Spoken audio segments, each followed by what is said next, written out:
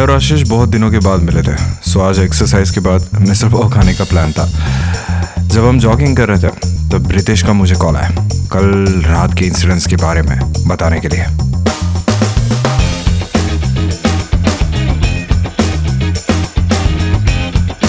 Hello. हाँ रितेश बोल। अरे कल रात को मैं पार्टी से आ रहा था, मेरे सामने ना वो हाइना था यार, बड़ा है ना। हाँ फिक्स हाइना था। रितेश के मुताबिक उसने कल रात को एक हाइना देखा था, जिस बात पे मुझे यकीन नहीं था क्योंकि वो एक पार्टी से आ रहा था और पार्टी के बाद लोगों को अक्सर ऐसी चीज़ें दिखती है। फिर भी मन में 1% डाउट रख के मैं और आशीष रितेश ने बताए हुए उस लोकेशन पे पहुंचे जहाँ पे उसने हाइना देखा था।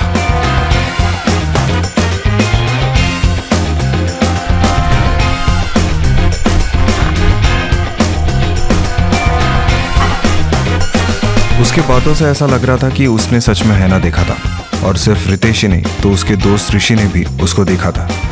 ऋषि के मुताबिक वो हाइना जंगल की तरफ गया था। दोनों की बात सच थी या सिर्फ एक वहम, ये जानने के लिए हमने आज रात को जंगल जाने का डिसाइड किया।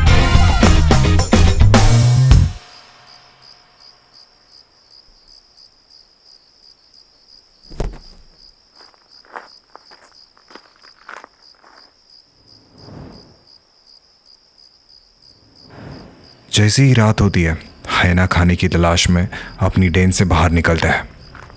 वो एक नॉकटर्नल एनिमल है, इसलिए अगर रितेश और ऋषि की कहानी सच है तो हमें कुछ ना कुछ सबूत तो ज़रूर मिलने चाहिए। पगमाग नहीं है ना।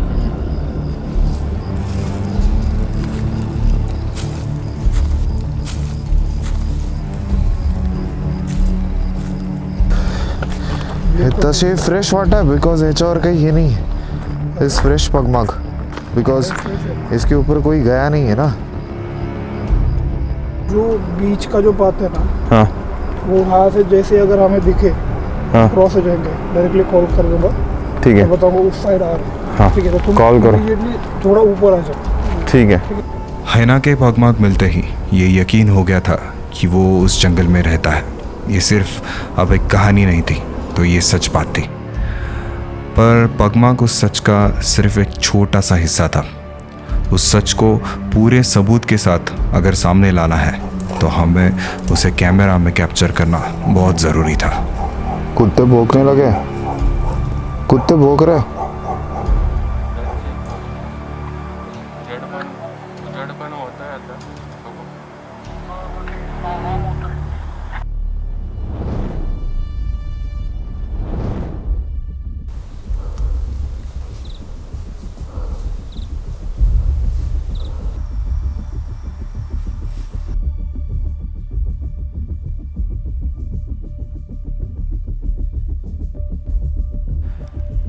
रात से लेकर सुबह तक हम सबूत जुटाने में लगे थे, पर हाथ में कुछ नहीं लगा।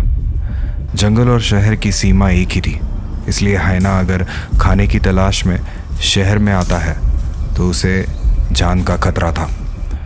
लोगों में उसके बारे में पहले ही अवेयरनेस क्रिएट करना अभी एक बहुत बड़ी जिम्मेवारी थी, ताकि हम सब हाइना के कंजर्वेशन के लिए आगे आ सके। पर इस पूरे प्रक्रिया का एक अहम पहलू था लोगों को ये यकीन दिलाना कि शहरों में भी हाइना होते हैं, अर्बन हाइनास। अगर अर्बन हाइना को ढूंढना है तो पूरे प्लानिंग और एक अच्छी प्रिपरेशन की ज़रूरत थी, इसलिए हम आज रात को एक होटल में मिले। हमें प्रॉपर प्लानिंग की सख्त ज़रूरत थी। ऐसा समझो कि हम एक मिशन पे निकले थे, और कोई भी मिशन सक्सेसफुल होने की बुनियाद होती है एक अच्छी टीम होना। रितेश कोई बढ़िया बंदा है? हाँ है, नीनाद। इस मिशन के लिए हमें हमारा नेक्स्ट बंदा मिल गया था, नीनाद। वो एक एनजीओ में काम करता है, वाइल्ड लाइफ को वो समझता है और उनसे प्यार भी करता है। मिशन सक्सेसफुल करने के लिए सेकंड इंपॉर्टेंट पॉइंट था अच्छे गियर्स। अगर आपके पास बढ़िया सोल्जर्स है और हाथ में अच्छी गन नहीं है तो क्या फ़ायदा, इसलिए हमने गियर्स को रेडी करने की शुरुआत की। और लास्ट में था सबका साथ, उसके बिना ये काम अधूरा था। फॉरेस्ट और एनजीओज का सपोर्ट बहुत मायने रखता था। मुकायचा उपरून येत होतो मी क्लासवरून, तर मध्ये त्या स्मशानभूमीच्या आणि तिथं ते ग्राउंड आहे ना, जॉली ग्राउंड टाईप, तर त्या रोडवर मला क्रॉसिंग झालेलं दिसलं. तो समोर दिसलेत, म्हणजे गाडी समोरून क्रॉस झाले जस्ट 2-3 वेळा कन्फर्म. दिख रहा है कि नहीं ना? वो लड़के के कहने पे हम उस ग्राउंड पे गए और जैसे ही हम वहाँ पहुँचे कुत्ते भौंक रहे थे, जैसे कि उन्होंने एक अजीब सा जानवर देखा हो। डॉग है ना?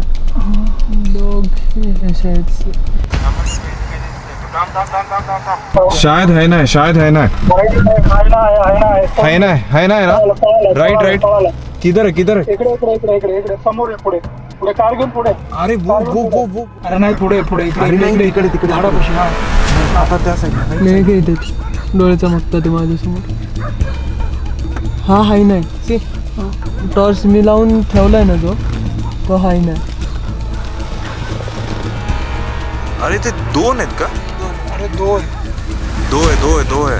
एक काम करते हैं, डॉग ने उनको शायद दोनों साइड से, मतलब पीछे भी है आगे भी है। Can we move slowly?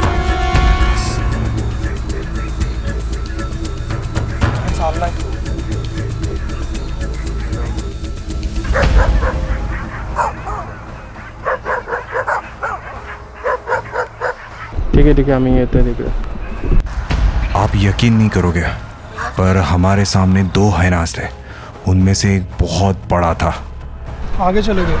अगर आज नहीं भी मिले, मतलब अगर चले भी गए रहेंगे ना, तो कल पक्का वहाँ पे 100% आएंगे वहाँ पे.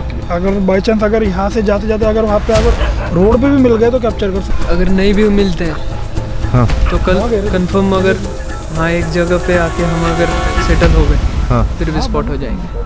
तो अगर वो जंगल को छोड़ के अपनी जान जोखिम में डाल के रोज शहरों की तरफ आते हैं तो उसका कोई तो भी ठोस कारण होगा. क्या था वो कारण?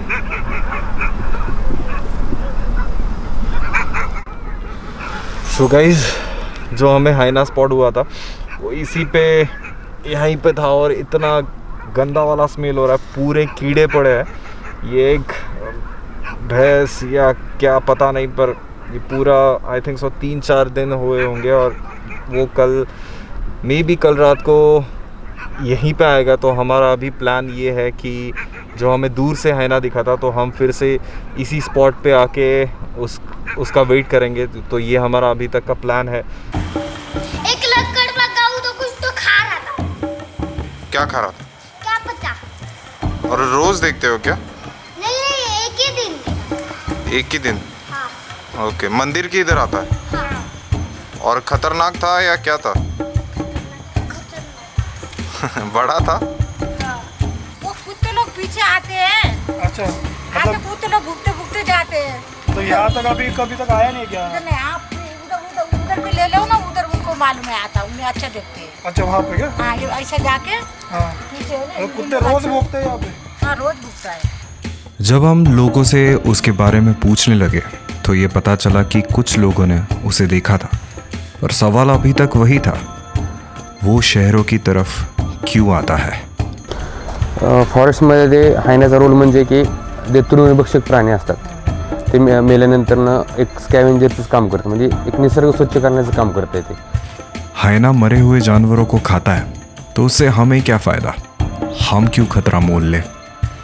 सडलेले मांसामुळे दुर्गंधी, त्यामुळं दुर्गंधी झाल्याला लोक आजारी पडतील, रोगराई जी वाढती, आजारपण सगळ्यांचं. त्यामुळे बाकीचे पण वन्य प्राणी हे जंगलात राहणार आहे की त्यांच्यापासून दुर्गंधीमुळं रोगराई जी पसरणार. हायना नसेल तर बरेचसे प्राणी कमी हो जातील. तो अगर उसे नेचर ने एनवायरनमेंट क्लीनिंग का काम दिया है तो शहर गंदे करने का काम शायद हमें दिया होगा. अगर नहीं तो क्या हम सोची समझी हुई गार्बेज मैनेजमेंट से दोनों का भला कर सकते हैं?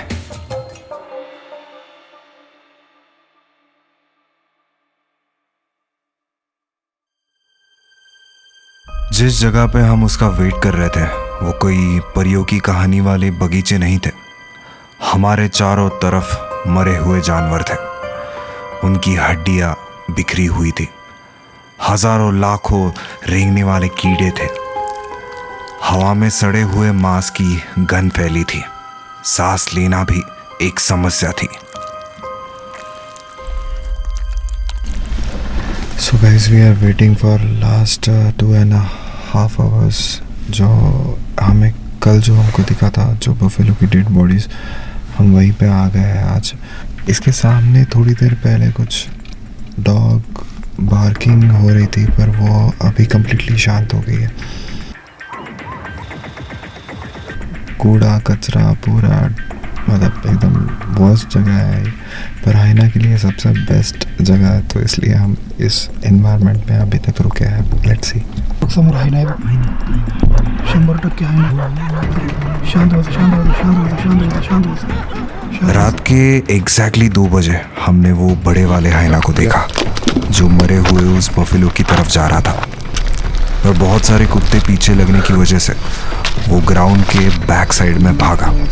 ग्राउंड के पीछे एक तालाब था। हम वो वहाँ पहुँचने से पहले ही उस तालाब पे उसका इंतज़ार कर रहे थे। Okay, you guys see this pug mark? Pug mark है और ये है ओके। हम अभी एक तालाब के करीब है। जिस डायरेक्शन में हमने अभी हाइनास देखा था तो उसके सीधे डायरेक्शन में एक तालाब आता है, एंड एग्जैक्टली हम यहाँ पे सर्च कर रहे हैं। तो अभी हमको 2 पग मार्क यहाँ पे दिखे हैं। मे बी ये पुराने हैं बहुत सारे, तो यहाँ हाइनास आते हैं, उनका रेगुलर पानी पीने के लिए ये वो यहाँ पे आते हैं। So that's why we are staying here. Dog barking भी बंद हो गया है इस एरिया में, डॉग्स हैं बहुत पीछे की तरफ, पर अभी कुछ मतलब पता नहीं चल रहा एग्जैक्टली वो हाइना में भी दूसरे डायरेक्शन में चले गए हो या और पहाड़ी की तरफ चले गए हो, वो पता नहीं है। तो फिर भी हम यहाँ पे चांस ले रहे हैं अभी फ़िलहाल। तालाब की तरफ वो तो आया नहीं, हमारे प्रेडिक्शन में गलती हुई थी। कल और परसों हमको दिखा था, पर हमने ये नोटिस किया था कि उन्होंने यहाँ पे आके खाया नहीं है। तो अगर नहीं खाया तो ये वापस आज 3rd टाइम है, तो आज आने के चांसेस बहुत ज़्यादा है। वी आर जस्ट चेकिंग कि ये सब ठीक है या नहीं है।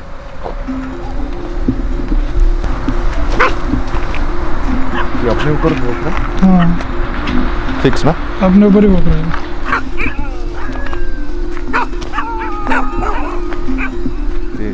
बरोबर है का परफेक्ट पकड़ रहा है। सो अभी तक यहाँ पे हमने चेक किया पर कुछ खाया नहीं है अभी तक।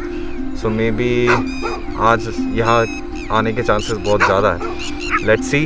अभी हम फिर से गाड़ी में जाएंगे और यहाँ पे जितने घंटे हो सके, जब तक कुछ हलचल नहीं होती तब तक हम यहीं पे वेट करेंगे। पर स्मेल इज़ वेरी बैड। हम सबकी हालत स्मेल ले के ख़राब हो चुकी है। एंड दिस गाइज वो कंटिन्यूसली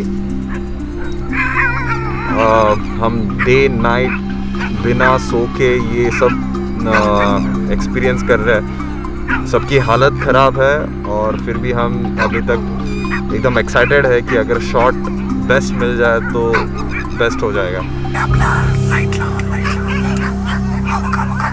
गाइस हमारे अभी सामने हाइना था, पर कुत्तों ने उसको भगाया तो वो अभी पीछे की तरफ गया है।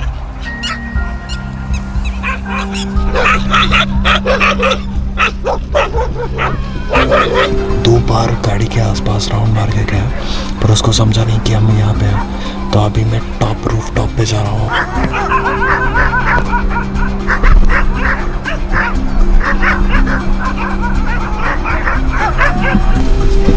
त्यांना सांग पोटावर झोप। मैं भी सो रहा हूँ।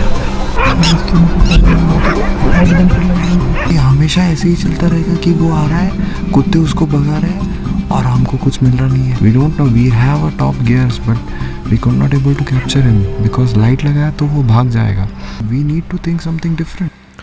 अब ये तो पक्का था कि हाइना उस ग्राउंड पे ऑलमोस्ट हर दिन आता है, पर वो जगह परफेक्ट शॉट के लिए परफेक्ट नहीं थी क्योंकि कुत्ते उसे बार बार डिस्टर्ब कर रहे थे।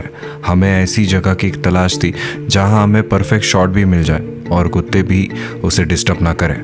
हाइना दिखने में अजीब सा जानवर है, डरावना सा। उसके बारे में बहुत सारी सुपरस्टिशन है, जैसे कि वो चुड़ैल का वाहन है, पर क्या वो सच में इतना खतरनाक है? तरच हा प्राणी कोणत्याही प्रकारचा घातक प्राणी नाही। तो आपलं त्याचं सामान्य जीवन रेग्युलर जगत असतो, परंतु लोकांना काय वाटतं की तो घातक आहे, कारण की लोक त्याच्या आदिवासामध्ये जातात, त्यामुळे त्यांना असं वाटतं की तो आपल्यावरती अटॅक करतो। आपण त्याच्या आदिवासातच जर गेलेलो नाही तर त्याचा आपल्यावरती अटॅक करणं किंवा घातक वगैरे असं काही प्रश्नच उपस्थित राहत नाही। हे म्हणजे असं आपण ते म्हणणं चुकीचंच आहे की हायना हा त्याचा अधिवास सोडून लोकवस्ती जातो. तर काय होतं आहे की आपणच त्याच्या अधिवासामध्ये घुसतो. राजस्थान के छोटे से गांव जवाई की एक कहानी है जहां 200 साल से लेपर्ड और वहां के स्थानीय निवासी एक साथ शांति से रहते हैं.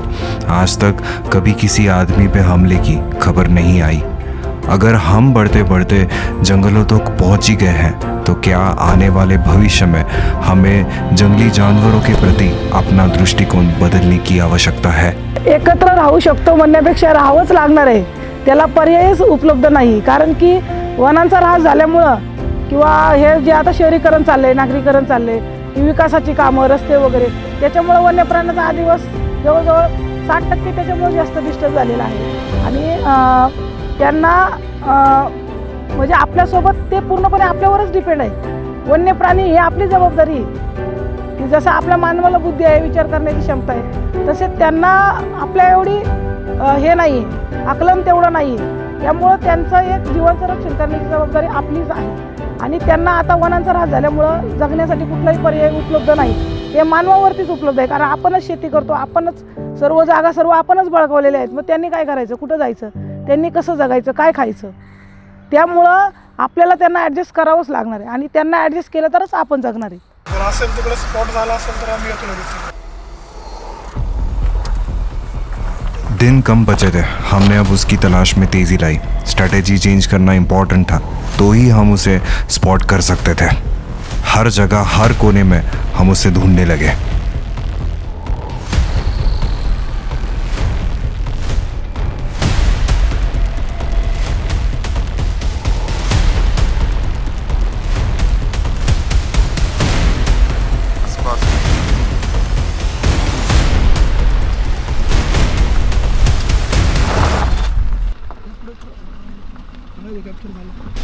अभी सर्च करते टाइम हमको हमारी गाड़ी के सामने से एक हायना गया, भागा. शायद कैमरा में कैप्चर हुआ है ना. ये तो हो गया ना, पक्का हो गया ना.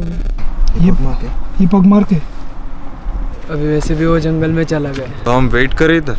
कल अगर उसका शायद से यही हम बात कल मैं क्या बोल वहाँ रहा हूँ नहीं जाके यहीं पे ट्राई करेक्ट. मतलब वहाँ एनर्जी वेस्ट करने की जरूरत ही नहीं. जरूरत नहीं. वो कुत्ते भौंक रहे हैं उसके पीछे. इधर अगर यहाँ पे स्पॉट किसी का हुआ तो tension वो नहीं. हाँ वो अच्छे से कुत्ते भी उसके पीछे नहीं, Disturbance भी हाँ नहीं. डिस्टर्बेंस नहीं उसको. यही ट्रैक हो जाएगा. तो कल हम ऐसे करें, इधर का प्लान करें. ठीक है ना. सो वी आर थिंकिंग कि अभी हम अभी 5 बजने को है तो हम आज के दिन के लिए पैकअप कर लेंगे और फिर कल की स्ट्रैटेजी हमारी अलग होगी. हम शायद उस पॉइंट पे फिर से नहीं जाएंगे जहाँ बफेलो वाली डेड बॉडी वाला पॉइंट था ना, उस पॉइंट पे हम शायद नहीं जाएंगे. ऐसे वीडियो देखने के बाद और खून खौलता है. क्या हक है हम सबको जहां हम जानवरों को जिम्मेदार ठहरा के उन्हें मार डालते हैं. ज़रा सोचो डाइवर्सिटी के बारे में. अगर कल टाइगर, लेपर्ड और हायना जैसे एनिमल सब गाय जैसे शांत स्वभाव के बन गए तो क्या बच पाएंगे ये इकोसिस्टम. उन्हें नेचर ने ऐसा बनाया है. उसके पीछे कुदरत की एक बड़ी सोच है. उसका रिस्पेक्ट करो. उन्हें खूंखार ही रहने दो, पालतू मत बनाओ. अगर मैन एनिमल कॉन्फ्लिक्ट को कम करना है तो उसके लिए कई अलग रास्ते हैं. उनके बारे में सोचो. हायना हा एक डॉग फॅमिलीचा प्रकार आहे. तर तुम्ही कुठल्याही कुत्र्यावर जरी दगड मारला तर तुमच्या अंगावर धावून येतो. हायना पण तोच प्रकारचा आहे. ॲडॅप्टेबिलिटी राहिली पाहिजे किंवा ॲडजस्टमेंट आपण केली पाहिजे. तर वन्य प्राण्यांना तुम्ही सांगू शकता की तुम्ही ॲडजस्ट करा. तर मनुष्यांनीच ॲडजस्ट केलं पाहिजे. त्यांचे जे लाईफ सायकल आहे, त्यांचं राहणीमान काय आहे, त्यांचं फूड चेन काय आहे, हे जाणून घेतलं पाहिजे आपण.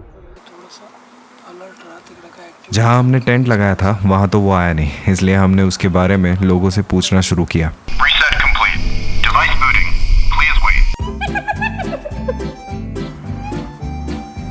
काय वाटतं आजिल? येईल ना. 50-50. मी बघितलं होतं रात्री 1 वाजता. माहिती आहे ना. अहो तुम्हाला माहिती आहे का? हो माहिती आहे, मी पाहिलं होतं. कुठं पाहिलं होतं? पीछे तो पार्किंग चालू हो गई. वैसे तो पॉझिटिव्ह ही लग रहा है सब. मी म्हटलं हे म्हशीचं पिल्लू कुठून आलं ग दीपू.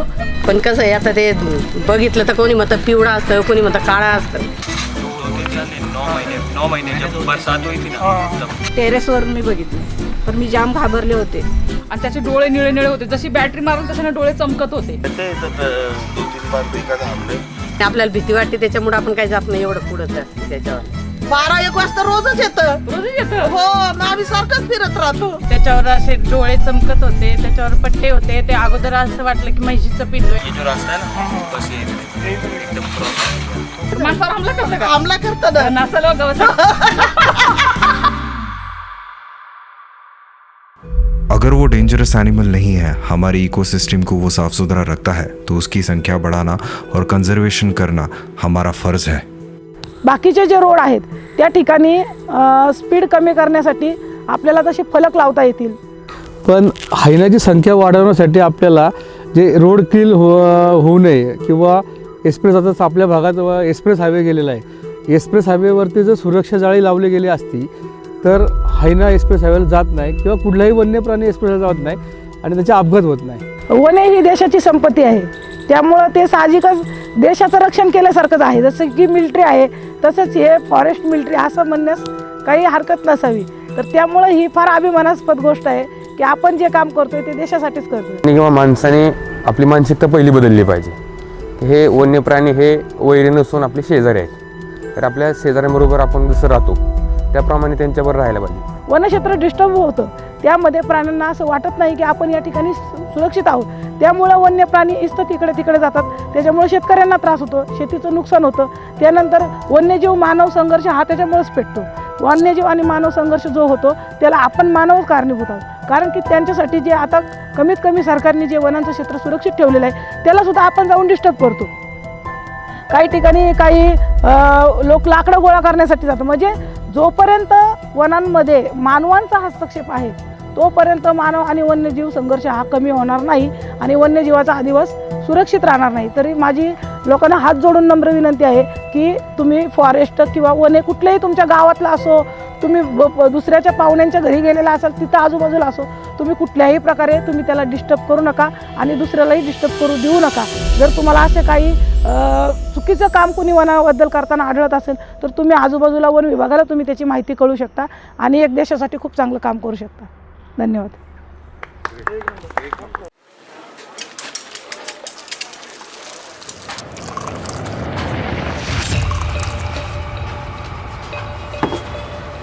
जंगल में उसे ढूंढना मुश्किल था. तालाब के किनारे पानी पीने वो कभी कभी आता था. ग्राउंड पे कुत्तों का राज था, मतलब वहाँ पे उसे शांति नहीं थी. तो ऐसी कौन सी जगह थी जहाँ पे उसे रोज़ खाना भी मिलता होगा और कुत्ते भी कम होंगे? शायद ये कड़ी अब सुलझने वाली थी.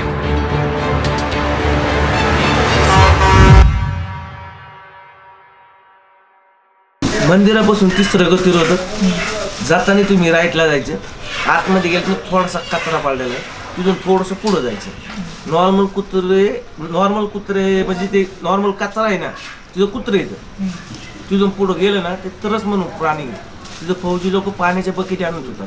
तर प्राणी थाके नाही, कुत्ते जैसा उधर कचरा डाला था तभी जरा तुमने प्राणी देखे कि नहीं देखा? कचरा खाने के लिए तुम्हारे सामने आया कि नहीं गाड़ी देख के?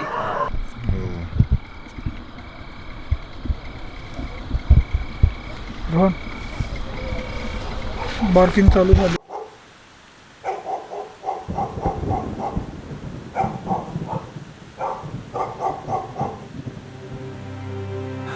बारह दिन हो गए थे बिना कुछ सोए, ना कोई ख्याल मन में था. सब आज रात के बारे में सोच रहे थे. अगर चिकन शॉप वाले बंदे की बात सच निकली तो हैना वाली कहानी पूरी होने वाली थी. हम लोगों को सबूत के साथ अर्बन हैना की कहानी सुनाने के लिए बेताब थे. लोगों को यकीन दिलाते कि हाँ, अपने शहर में भी लकड़बग्गा है, जिससे डरो मत, उन्हें अपना साथी समझो. हमें एक हेल्दी लाइफ जीने के लिए उसका बहुत बड़ा योगदान है. उसके कंजर्वेशन के लिए आगे आओ. चिकन शॉप वाले बंदे ने बताई हुई लोकेशन पे हम पहले ही पहुंच गए थे. अब उसका इंतज़ार था. हम चारों को यकीन नहीं था कि वो हमारे सामने था. इतने दिनों की कोशिश के बाद हमें आज मौका मिला था कि उसे कैमरा में अच्छी तरह से कैप्चर करें. उसका नाम हमने सुल्तान रखा, जो अभी आगे से हमारे अपने शहर में रात के अंधेरे में राज करेगा।